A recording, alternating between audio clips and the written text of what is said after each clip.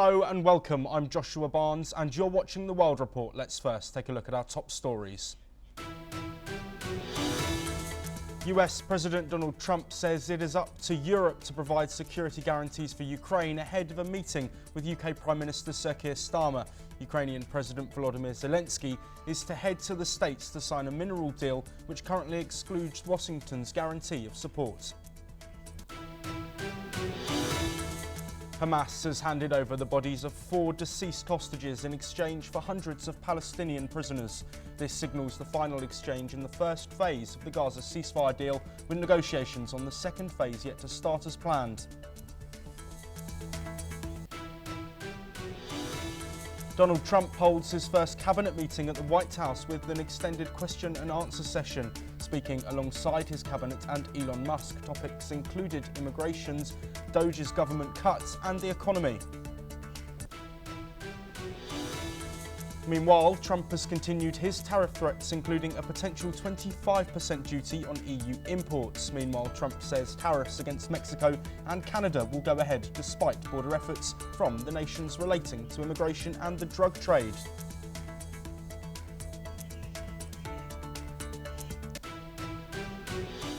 Tensions in the Taiwan Strait continue to rise as Taiwan's defense ministry reported a sharp increase in Chinese military activity. Over the past 24 hours, Taiwan detected 45 Chinese aircraft, the highest number this year. This comes after China established a military drill zone off Taiwan's southwestern coast, which Taiwan condemned as a threat to regional security.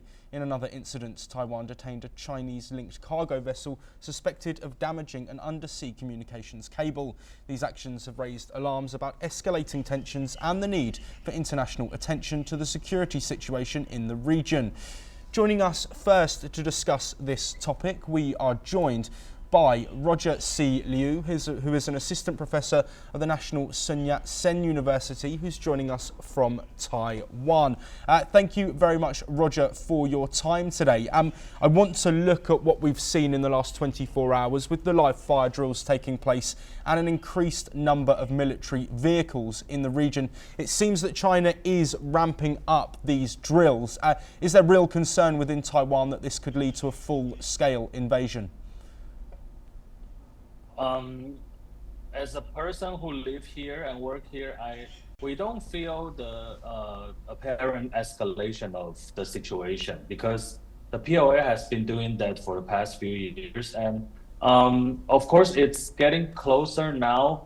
They are trying to get close to our contiguous zone, which is 24 nautical miles away from the land, and if you move closer, that will be the territorial sea, which is 12 nautical miles from the coastline.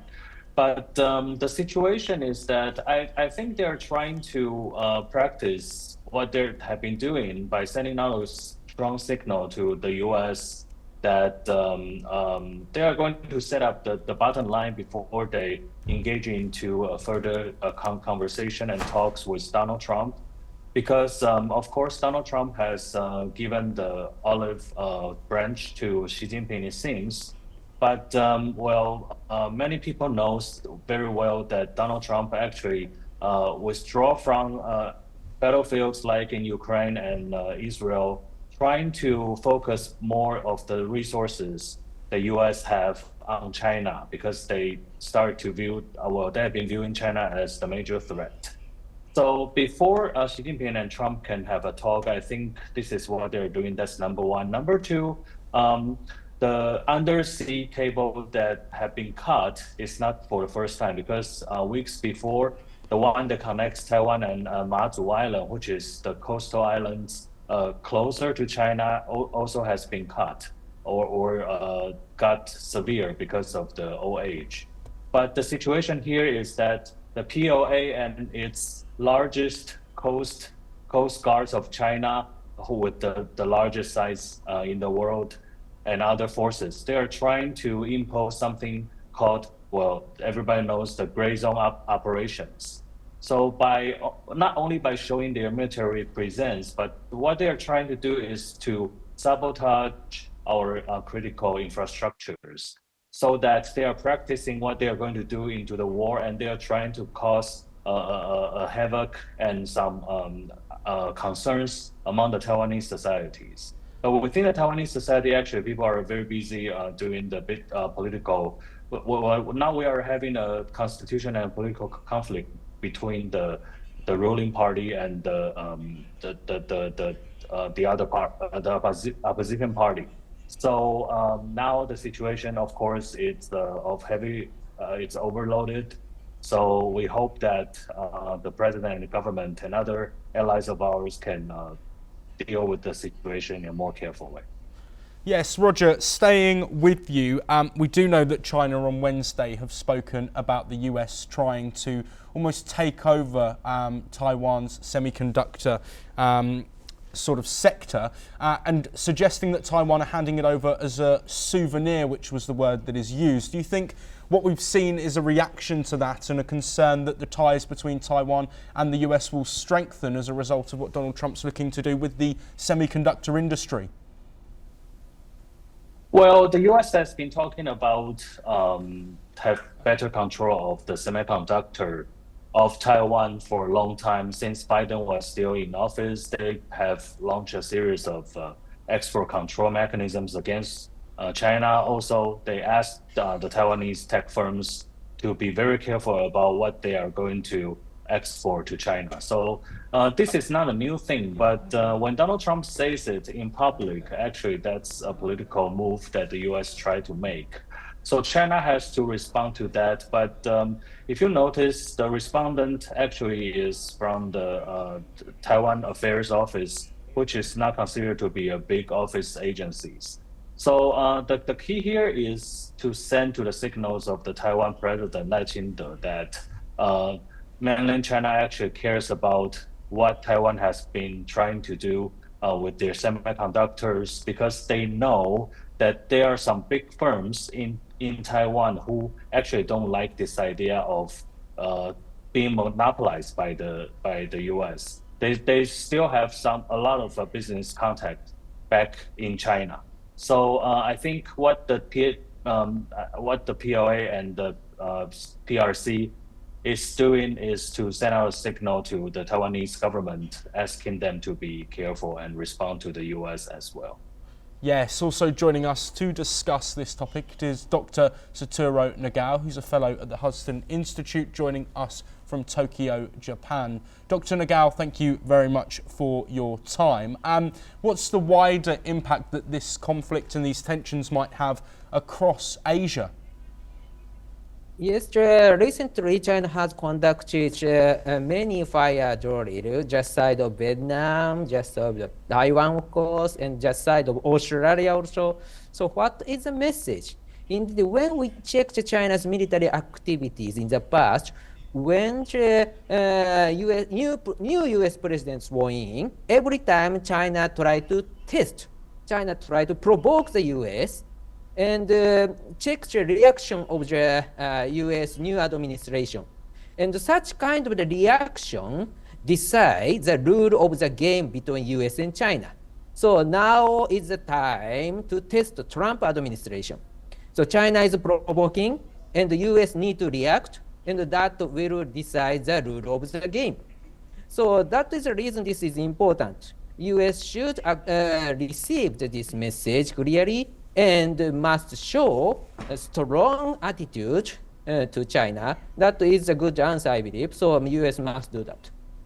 Dr. Nagao, following on from that, we've obviously seen Trump's stance and the US's stance with Ukraine. Is there fear for the wider region that if support is pulled away from Taiwan, it could lead to an invasion and potentially then impacts wider reaching than just Taiwan? U.S. attitude toward Ukraine is related with the U.S. policy toward Russia. And the U.S. attitude toward Taiwan is related with the U.S. policy toward China. So this is different. Current U.S. administration thinks Russia is not a priority, China is priority as a threat. So that's why the U.S. want to solve the issue in Europe and Middle East, and they want to focusing on Indo-Pacific against China. So that's why in case of the Ukraine, U.S. want to escape. U.S. want to solve the issue, and Europe should take charge. This is the attitude of the current administration. And instead of this, in case of Taiwan, this is completely different because Taiwan is located where it's easy to attack the coastal city of China. So very strong card in the game between US and China. So US need this card. US will not abandon Taiwan. So this is not a case of the Afghanistan or case of the Ukraine and Europe. This US priority is Taiwan, I believe. Thank you very much, Dr. Nagao, and also thank you to Roger C. Liu for joining us. We now move on. And in a significant development, Hamas has handed over the bodies of 4 Israeli hostages, Shlomo Mansour, Ohad Yaholami, Shahi Idan and Itzik El-Garat, taken during the October 7th attacks. Israel is now conducting DNA tests to confirm their identities. This comes as part of a larger prisoner exchange with Israel, releasing over 600 Palestinian prisoners, including many detained during the recent war. The deal marks the final exchange of the current ceasefire phase, but uncertainty remains about whether the truce will extend or progress to the next phase. In other news, US President Donald Trump has shared a controversial AI-generated video depicting his vision for the future of Gaza. The 30-second clip posted on Truth Social shows a post-conflict Gaza transformed into a sunny resort, featuring a giant golden statue of Trump and bizarre scenes like Hamas terrorists dancing in bikinis and both Trump and Netanyahu sunbathing on the beach. The video has sparked reactions for its surreal portrayal of the region's future. The first person joining us to discuss this topic is Lev Aaron, a former coordinator of Israel-India Parliamentary Friendship League, who is joining us from Israel. Lev, thank you very much for being here. First of all, I want to touch on the exchange that we've seen overnight, the bodies of 4 Israeli hostages once they are confirmed to be Israeli hostages. How important is this for the next phase of a ceasefire deal with conversations and talks still yet to start? We cannot sugarcoat it. It is a deal that both Hamas and Israel hate. I'm speaking about the Israeli government. And they're doing it because they want to comply with the new American policy. And there is a huge demand from Arab countries, from Jordan, from Egypt, also from Qatar, a huge demand for Hamas to let the hostages outside dead or alive. And there is a huge demand on Israel also, at least the first phase, to do it okay. So it is important in the sense that we see the leverage of the Trump administration. I think in this sense it is very important. Yes, and looking at the Trump administration and what Trump has posted, I'd like to come to our next guest for this, Ali M. Abushbak, an independent Palestinian researcher who is joining us from Cairo. Ali, thank you for being here. The video that Donald Trump has shared, I assume that you have seen it. It must be horrible for people living in Palestine to see something like this. Is that something that you agree with? And what is the opinion of what Trump has done in terms of sharing images of Netanyahu and a gold statue of Trump in Gaza, an area which is not American and Trump currently has no jurisdiction over? Well, thank you for having me. Let me just only turn your attention about we are in the critical deadline looms for the first phase of ceasefire between Hamas and between Israel and Gaza. Things is Donald Trump, he tried to pressurize the main actor in between the main actor in Israeli side and Palestinian side to move forward to end this kind of conflict and the end of the war. By his perspective, on the ground, Palestinians are eagerly waiting for the result, what will happen. Either they will displace according to Donald Trump plan and Netanyahu's will, or they will stay and rebuild Gaza according to Egypt's plan, which counter the Donald Trump plan about the Gaza Rivera. Things is not yet settled down, but there is a hope that they will reach to some solution. Whether they are going to extend the first phase, and the structure of the agreement between Hamas and Israel, it has a capability to extend the first phase of negotiation. Also, Hamas showing their flexibility. They show their flexibility for the negotiation and for releasing more captive or hostages from Gaza. On the ground, people are eagerly waiting what will happen for the next coming or for the coming month. Yes, absolutely. Lev-Aaron, coming back to you, is there hope that talks will see a next phase of the ceasefire deal? We know, of course, military action around Gaza has stepped up following breakdowns in communication and issues with the ceasefire deal. Do you think that a second phase is likely, or do you think that it's more likely that Israel will return to military action within the Gaza Strip? I will speak from Netanyahu's point of view. I don't think he wants the second phase because it is a political phase. But since now Trump is a demigod immune to any criticism, I don't think that Netanyahu can say no to a second phase dictated by Trump. So as long as, let's say, as Trump's appetite for a second phase will not be very big, I don't think Netanyahu will want a second political phase. He will want to continue the first phase, which is apolitical. But again, it is all up to Trump at this point. Ali, coming back to you, Trump's influence in the war between Israel and Hamas and the wider implications for the Palestinian people living in Gaza is clear. How does a dialogue between Hamas or the people of Palestine make sure that what they want is put across in these negotiations, and it's not just somebody in America making the decisions for millions of people? Well, on the ground, Palestinians, they will adopting the steadfastness technique for their, in front of this kind of war. But next week, coming week, Israel have decided to send their delegation to the Cairo for continue the negotiation, which is supposed to be last 2 weeks according to the agreement, the first phase. Netanyahu, he tried to delay it and trying to find any excuses to, like a pretext for delaying in this delegation.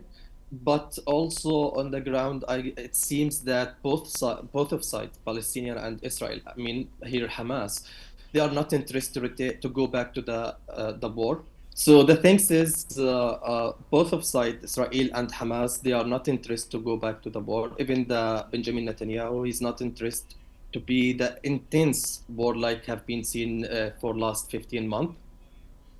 And most of the captive or hostages who got released by Hamas, most of them are civilian, and who remain with Hamas, they are most of them from army.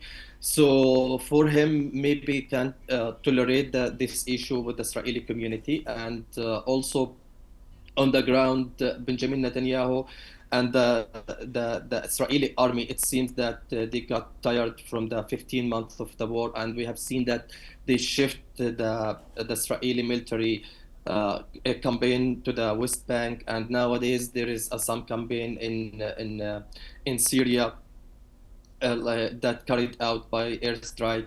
So the thing is, it will not be intense. Maybe they will focus on assassinated and targeting the head of Palestinian resistance and some people who support Hamas and some the police guard from Hamas, like have seen during the ceasefire this time. Israel assassinated 3 Palestinian policemen during the ceasefire last week. So I guess it will not be like they will not ground invasion Gaza. This is what I can see. Thank you very much, Ali. Also, thank you to Lev for joining us. We now move on, but we stay with US President Donald Trump, who has pulled security guarantees for Ukraine. This comes ahead of his meeting with British Prime Minister Sir Keir Starmer today. Meanwhile, Ukrainian President Volodymyr Zelensky continues his urge for US support as he is set to meet Trump on Friday. Here is the detailed report. The dynamics in the potential truce between Russia and Ukraine are developing drastically. In recent updates, dozens of dignitaries walked out of Russia's speech to the UN Human Rights Council in Geneva in support of Ukraine. The delegates, including the ambassadors of France, Germany and Britain, demanded a seat for Ukraine on the negotiations table and an enduring peace, in line with the UN Charter. Speaking of support for Ukraine, British Prime Minister has arrived in Washington to meet with US President Donald Trump. Ahead of meeting Starmer, Trump has pulled back support for Ukraine. Well, I'm not going to make security guarantees beyond very much. We're going to have Europe do that because it's in, we're talking about Europe as their next door neighbor. But we're going to make sure everything goes well. This comes ahead of the arrival of Ukrainian President Volodymyr Zelensky in US on Friday to sign the key minerals deal. Zelensky, however, keeps his hopes high for US support. Зустрінусь з президентом Трампом. Для мене і всіх нас у світі важливо, щоб допомога Америки не була зупинена. Сила потрібна на шляху до миру. From the battleground, Seoul has reported that North Korea has deployed additional troops to Russia, but the scale of the contingent was not immediately known. With these major developments, the future of the war remains at stake. Bureau Report, NewsX. Let's now take a look at the latest updates coming in from across the Indo-Pacific region. During meetings with China on Wednesday, New Zealand's foreign minister has voiced concerns over China's recent live fire drills in the Tasman Sea. Deputy Prime Minister of New Zealand, Winston Peters, said that the issue was a lack of notice given to New Zealand. This statement came after his meeting with Chinese Foreign Minister Wang Yi and Vice Premier Han Zheng in Beijing. He later added that this is a failure in our relationship and this time, and we'd like to have it corrected into the future. The death toll from recent heavy rain and hail in 3 Afghan provinces has risen to 39. Flash floods ripped through the western border province of Farah on Tuesday, washing away 21 people. Meanwhile, 3 more were killed when a hailstorm caused houses to collapse. Further east, 6 people were killed in Helmand province, including a child struck by lightning, and 9 in Kandahar province. Officials said the deadly downpours may, however, help improve long-term drought conditions in several provinces. At least 18 people have been killed and 23 injured in eastern Thailand after a tour bus rolled upside down into a ditch. Police say the vehicle's brakes failed and the driver lost control.